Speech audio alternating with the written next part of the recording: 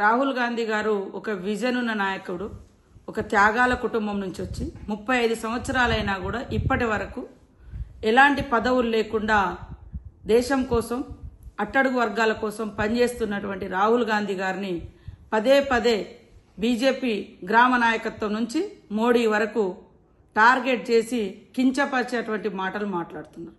వాళ్ళ BJP politics ఏంటి అంటే వాళ్ళు నమ్ముకున్నది డివైజివ్, డిస్ట్రక్టివ్, హేట్రేట్.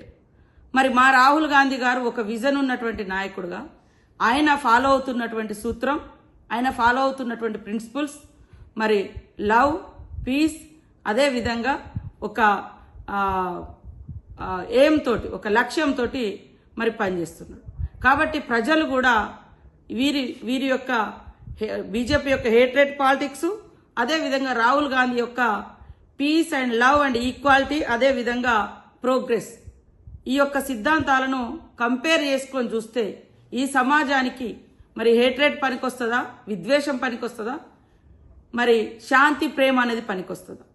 ఆయన యొక్క విజన్ను డైవర్ట్ చేయడం కోసం ఈరోజు వ్యక్తిగతంగా కులము, మతము, వర్గము అనేటువంటి తీసుకొచ్చి ఇవాళ మాట్లాడుతున్నటువంటి బీజేపీ నాయకులు 10 సంవత్సరాలుగా మీరు సమాజానికి, సొసైటీకి చేసింది ఏమి లేదు.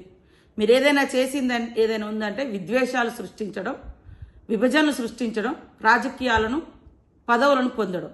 కానీ ఎప్పుడు కూడా పదవుల కోసం, రాజకీయాల కోసం పాకులాడిన కుటుంబం కాదది రాహుల్ గాంధీ కుటుంబం. పదవుల కోసం, రాజకీయాల కోసం, అధికారం కోసం తప్పుడు నినాదాలతో ముందుకొచ్చిన కుటుంబం కాదు.